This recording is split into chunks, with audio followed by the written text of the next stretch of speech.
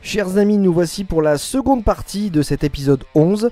On termine donc cet épisode été, où on va vous parler de ce qu'on a regardé, principalement, ou ce qu'on a découvert. N'oubliez pas d'attendre la fin de l'épisode pour voir la surprise qu'on vous réserve. Et on attend vos commentaires là-dessus. Allez! Bref, on va passer du coup à tout ce qui est autre que les comics qu'on a vus, ou lus, ou écoutés d'ailleurs. Alors je passe à la slide prochaine. Eh bien c'est moi. Donc avec ce que j'ai vu pendant ces vacances. Donc c'est Secret Invasion, les 6 épisodes de la série. Et ben c'est nul. Voilà. C'est ce que tout le monde dit. J'ai pas vu, mais j'ai envie de voir. Exactement. Bah, en fait, voilà, je pense qu'en tant que lecteur de comics, tu vois Secret Invasion, tu lis le comic Secret Invasion, tu dis bon, il va y avoir quand même un petit peu de ça quand même dans la série, et en fait, il n'y a rien. Voilà, il n'y a rien. C'est simplement une espèce de vendetta de la part de Nick Fury contre un seul Skrull, grosso merdo, qui l'a mis en colère. On nous balance un petit peu toute une histoire cachée de l'univers Marvel là-dedans. C'est un peu rentré au pied de biche, pareil. En disant si, c'était comme ça. Vous le saviez pas, mais c'était comme ça. Bon, c'est nul, c'est complètement c'est Samuel L. Jackson, quoi. Ben alors voilà, le problème c'est que c'est Samuel L. Jackson. Le truc c'est que ils lui ont dit tu veux faire une série, tu veux peut-être finir ton personnage de Nick Fury, mais du coup il y a que lui. Il y a que lui et c'est super dommage parce que quand tu as une menace mondiale, bah oui, Nick Fury qui chapeaute d'autres personnes, oui, mais pas lui qui y va en solitaire. J'ai vu le premier épisode moi. Et ben j'ai pas rattaqué depuis. Ouais, voilà. Je pense que ça fait 2 mois. Est-ce qu'il va revenir dans les films Marvel d'après toi ou pas là, après avoir vu ça? Alors, vu comment ça se finit, normalement, à part si c'est quelque chose dans l'espace, mais il n'a pas d'intérêt à redescendre. D'accord. Sur Terre. Voilà.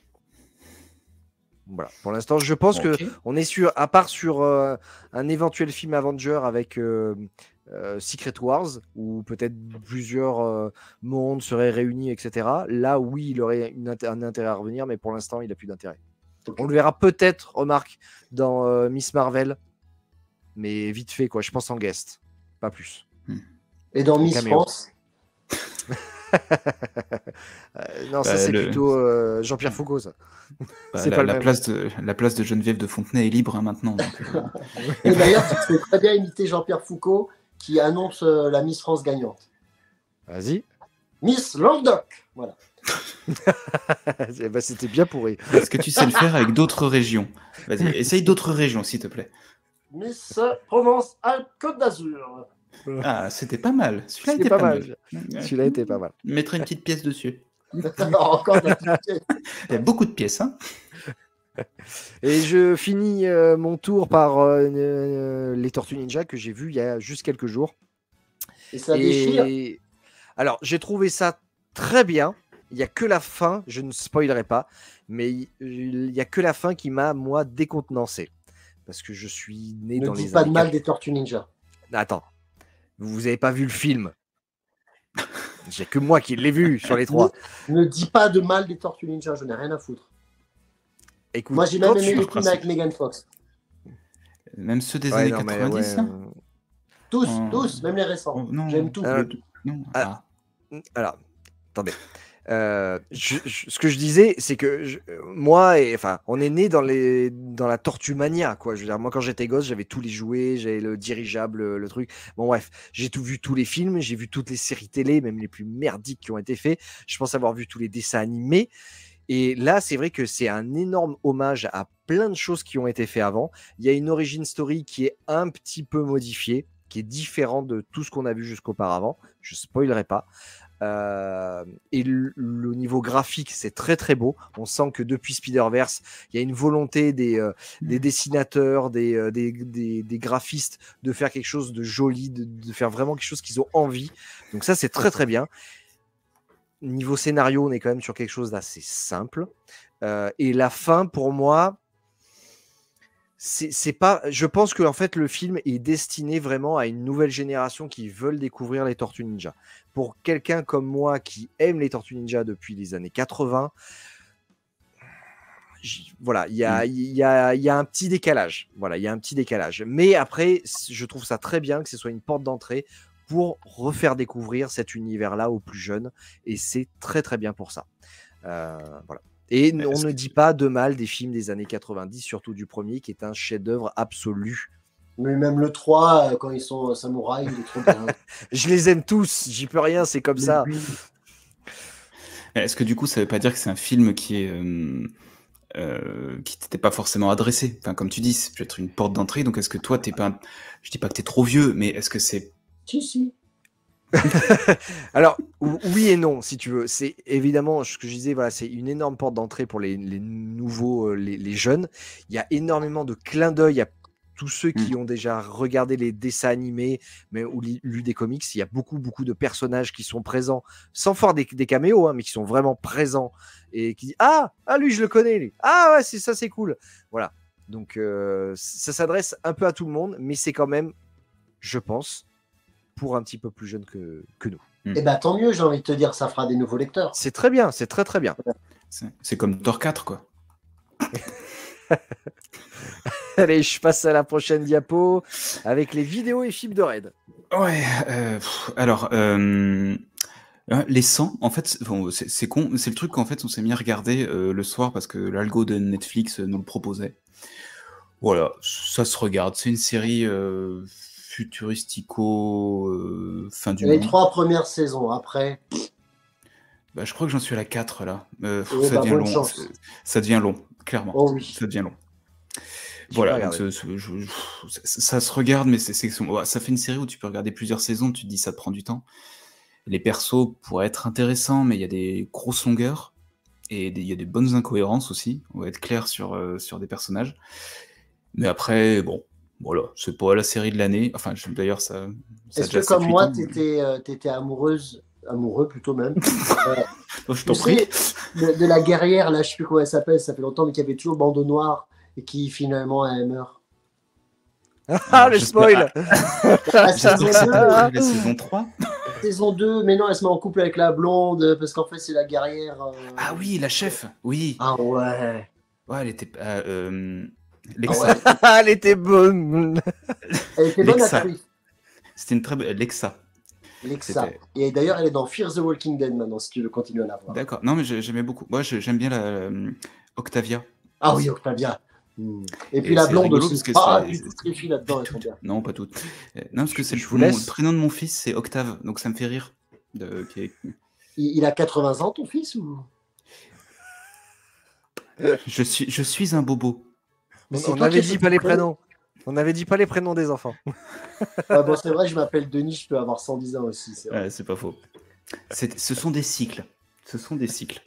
Oui, mais Octave, le cycle, il est passé. Hein. Et... Attends, j'ai pas de vanne. Tu peux couper le temps que j'en cherche une Donc, tu dis pas ton nom. Toi, t'as un putain de pseudo, mais tu balances celui de tes gamins. Je m'en fous.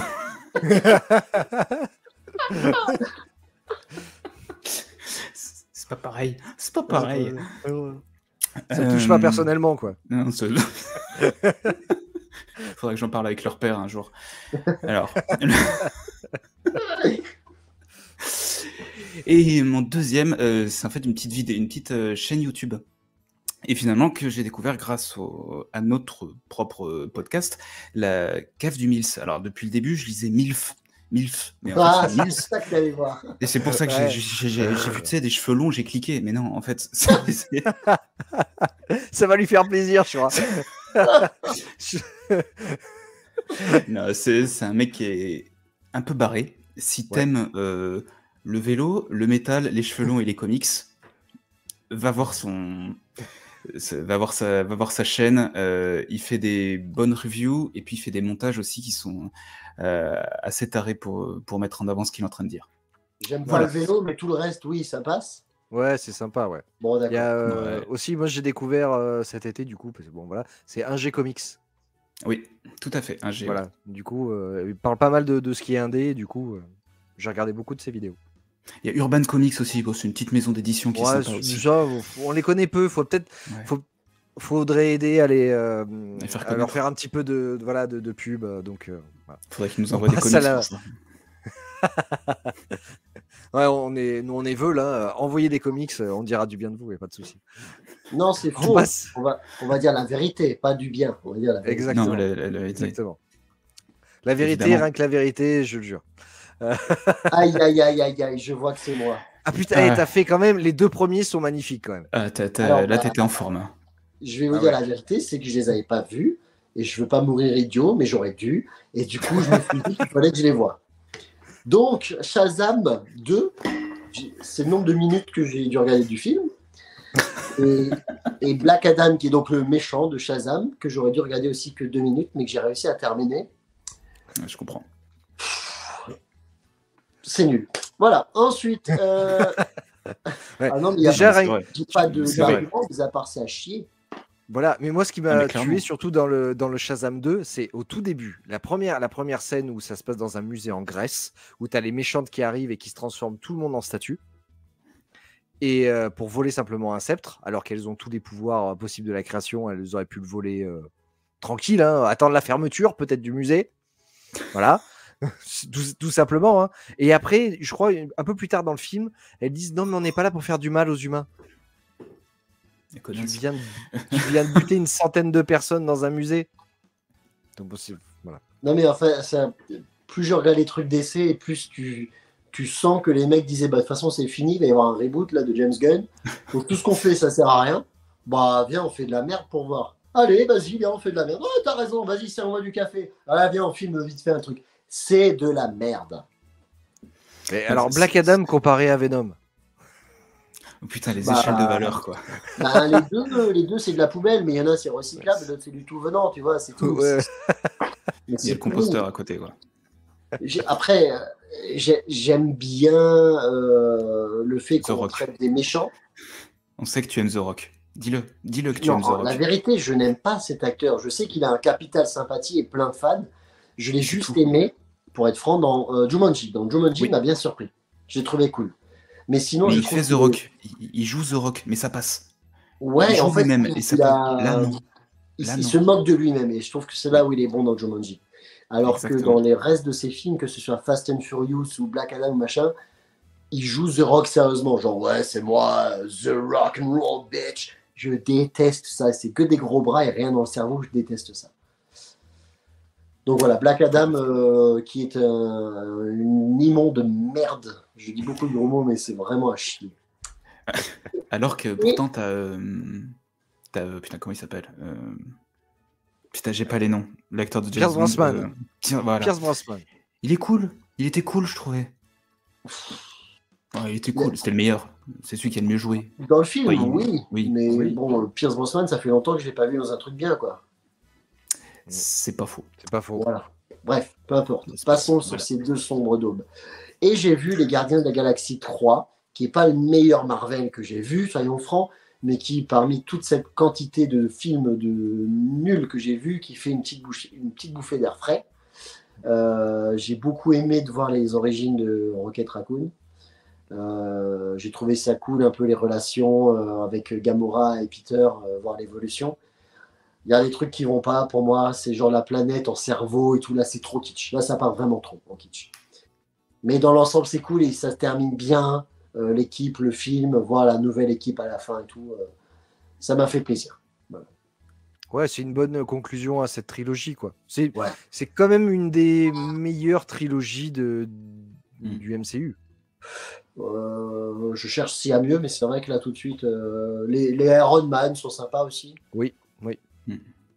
Mais bon, ouais, là il y a un peu fun assumé, quoi, qui est cool. Voilà, t'as une patte, je veux dire, James Gunn, là pour le coup, il a vraiment apporté un truc et t'as l'impression quand même qu'ils l'ont laissé faire un petit peu ce qu'ils voulaient là-dessus. Et c'est marrant parce qu'ils savent en plus qu'ils se barrent chez la concurrence, mais ils lui ont quand même dit vas-y, viens faire le film et tout. Je pense qu'il a un certain poids chez eux quand même. Bah, c'est-à-dire qu'ils l'ont un petit peu viré comme un malpropre pour ensuite le rappeler, quoi. Je pense qu'il a un poids. Il doit avoir soit il sait que la patronne a couché avec lui, soit le mec enfin j'en sais rien, tu vois, mais il a forcément quelque chose. Mais il faut lui laisser que ses films sont plutôt cool. Son Suicide Squad est sympa, ses gardiens sont cool, ouais, c'est plutôt sympa ce qu'il fait.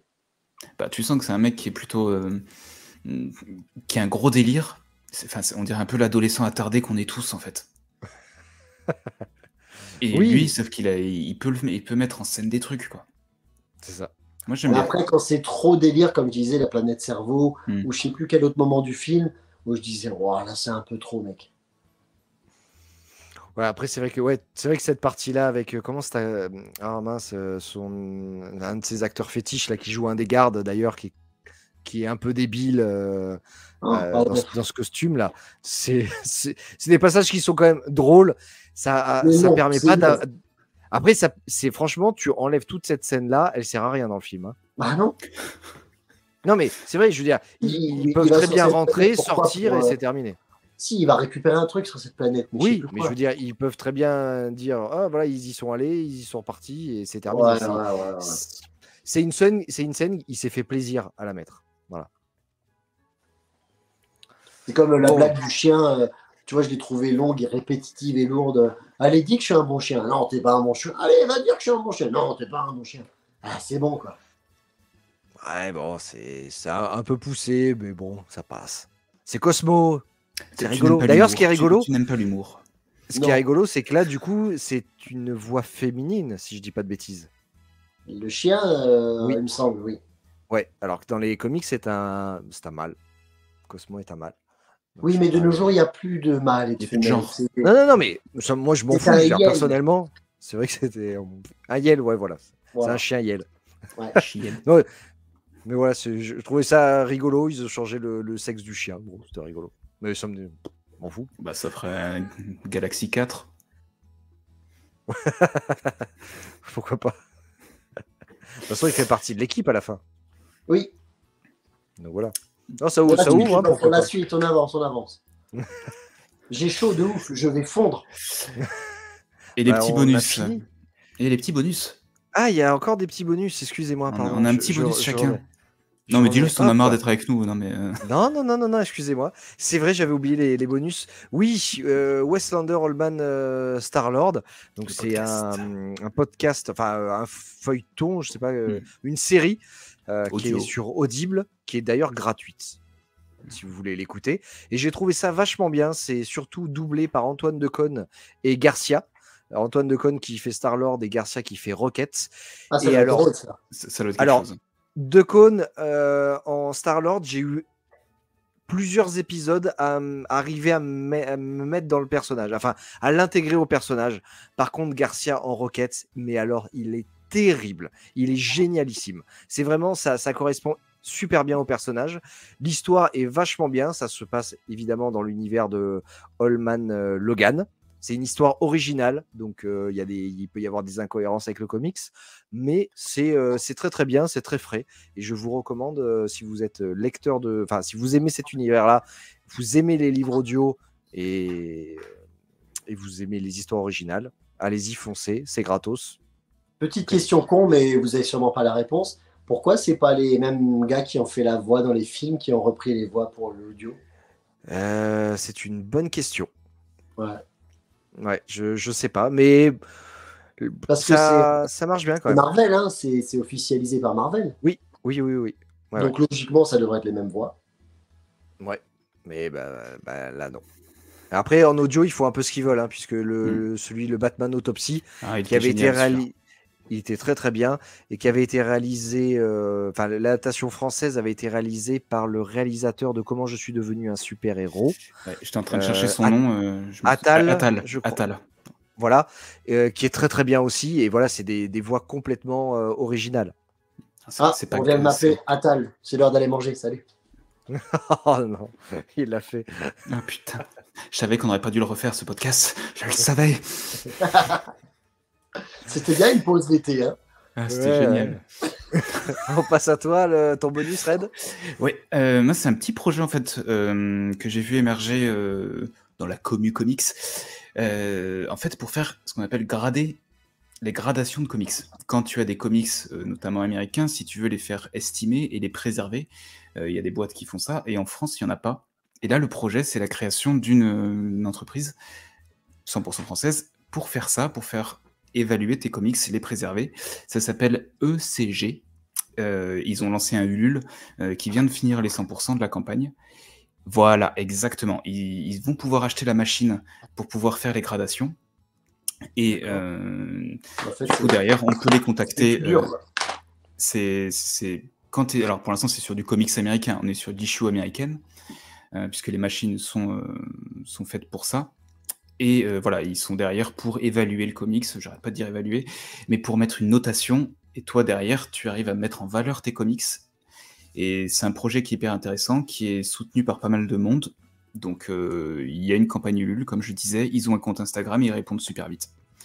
Et ils sont En fait, toulousains. juste pour les gens qui ne savent pas du tout, voilà, tu envoies le comics et ils te notent une note sur 10. Sachant que plus la C'est note ça. est élevée, plus le comics est en bon état. Et c'est conservé évidemment de l'air, même des UV, il me semble. Des Si je UV dis pas aussi. de conneries. C'est ça. Ouais. Et du coup, ça donne de la valeur au comics. En tout cas, il n'en perd pas normalement avec les années. Mais effectivement, ça c'est quelque chose de très américain. Donc je ne sais pas si un truc français va donner autant de valeur. Parce que tu vas mettre dedans un comics américain. Après, on va dire que si c'est pour le revendre un jour, les Américains vont dire non, on veut c'est Le CGC nôtre, aux États-Unis, Japon. on veut pas le truc français, quoi. Donc je pense que c'est plus vraiment pour les collectionneurs typiquement français, pour leur propre Oui, plaisir, j'imagine. pas pour revendre, je pense. On est sur de la collection et de la valorisation de nos VO, en fait. Si vous faites dans la VO. Je les ai contactés juste pour info et ils m'ont dit qu'en gros, ça coûtera dans les 60 € de faire graver C'est ça. Putain, C'est ça. pardon. C'est un coût quand même. Hein. C'est un sacré coup. Alors, si tu vas sur la campagne Ulule, du coup, en participant au financement de la boîte, parce que la campagne est encore ouverte, alors quand on diffusera le podcast, je ne sais pas si ce sera encore ouvert, mais du coup, ça te permet d'avoir des contreparties. Bah, j'ai vu les contreparties. Soit tu es prioritaire, tu passes avant les autres, tu n'as pas besoin de trop attendre. Soit tu as droit à une évaluation, une enfin une gradation gradation gratos. Soit si tu donnes beaucoup d'argent, tu as droit à peut-être 2, 3 ou 50% de réduction sur tu vois, un truc comme ça. Mais ça reste un coût. C'est vraiment pour un marché de collectionneurs de haut niveau, quoi. Mais là, aujourd'hui, ça marche que sur les comics VO. Oui. Bah oui, parce qu'en fait, c'est que sur les floppies. On n'a pas de comics français. Enfin, si, ça peut marcher sur les mensuels, quoi. Mais il y en a plus. J'en ai discuté avec justement aussi avec le CG. Il disait qu'il fallait aller vérifier par rapport à la machine. Parce que si tu prends les mensuels, ça va dépendre du mensuel. Si tu prends alors les Batman Saga, je sais plus où ils en sont aujourd'hui, je les fais plus. Mais ils sont beaucoup trop épais. Donc c'est pareil, c'est pas la même taille. Même les Batman Saga, t'as 3 histoires dedans. Donc, ça va être que du VO. À mon avis, c'est que du VO dans un premier temps.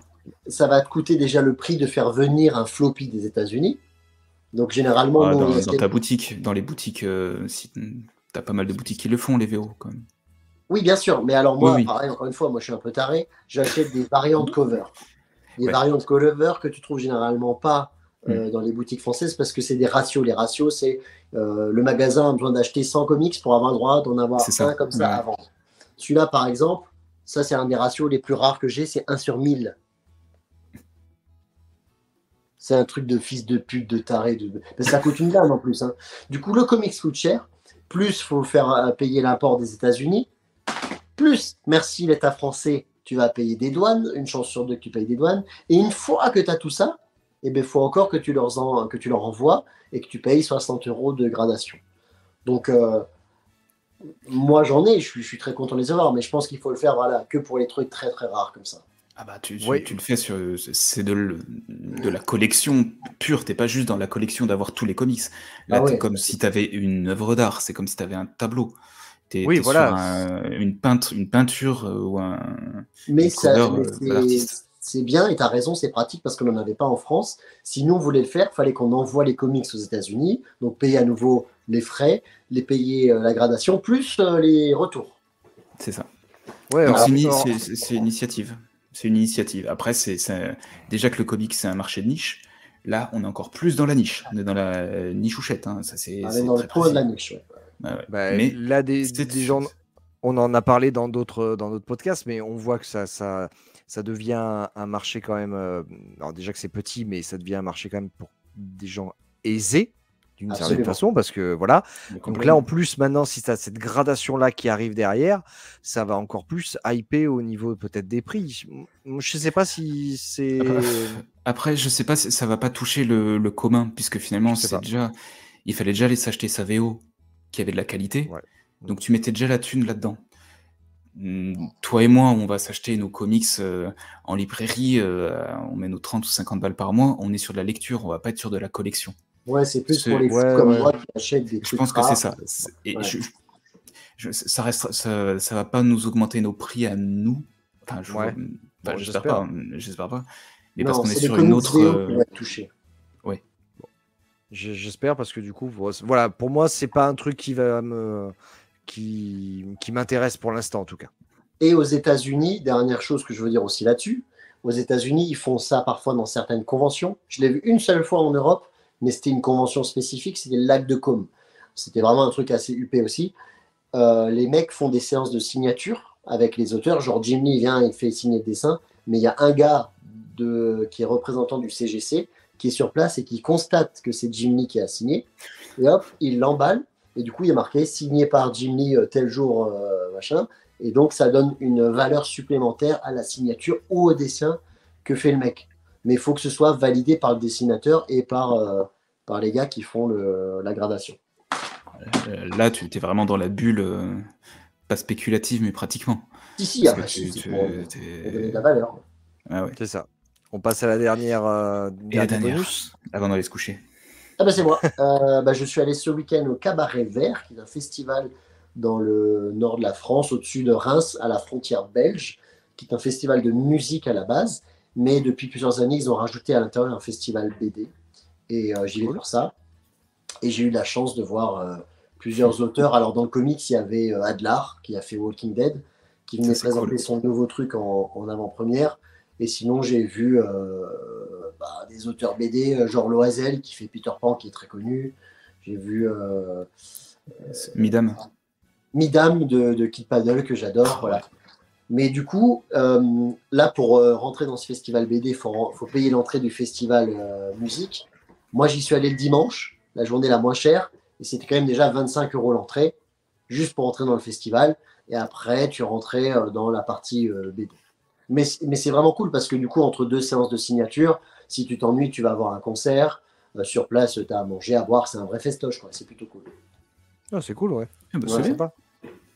Bon, on a passé quand même un bon été sympa. Bonne lecture, quelques visionnages sympas. Et surtout, on s'est tout vu. On s'est vu. Enfin, Benoît, tu nous as aussi chacun, quoi.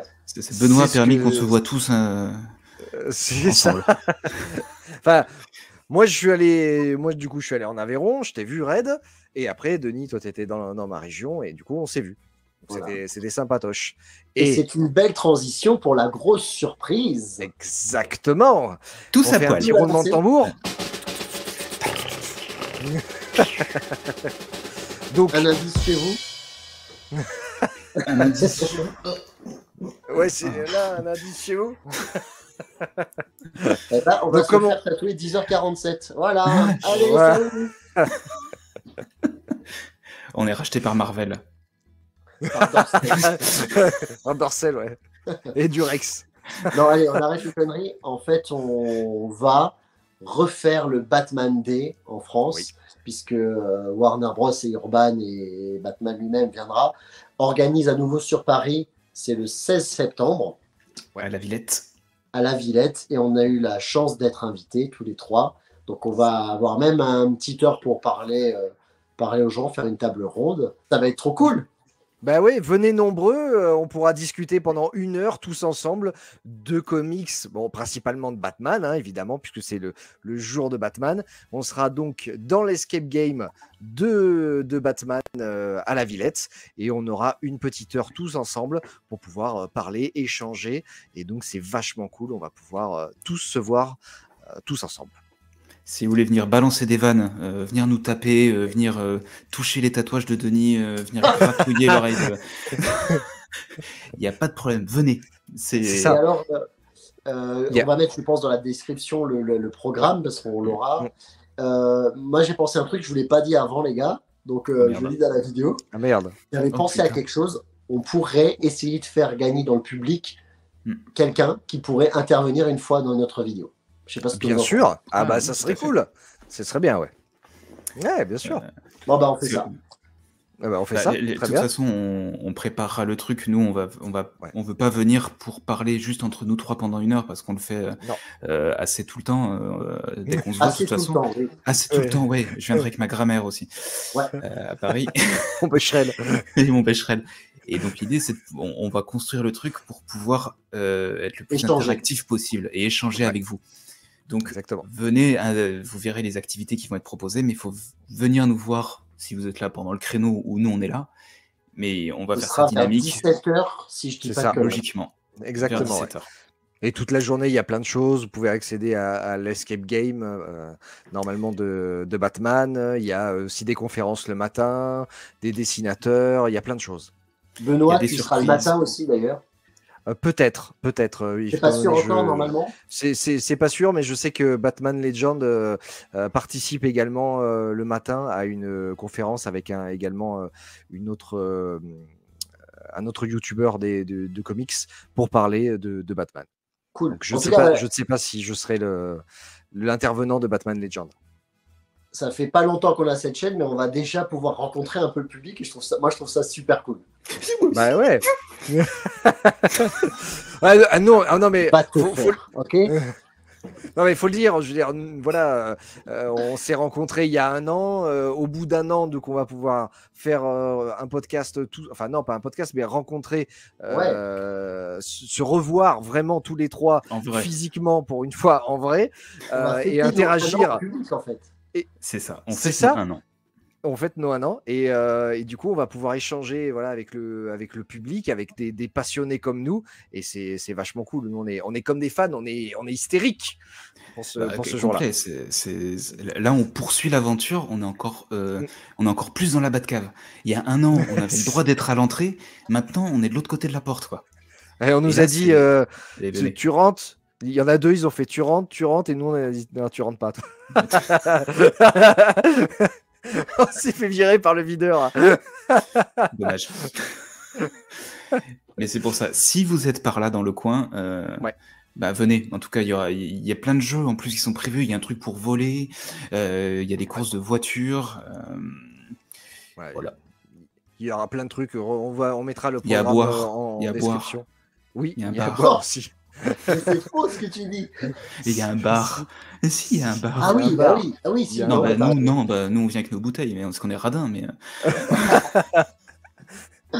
Donc voilà, venez nous voir le 16 septembre à la Villette, à Batman Escape Game.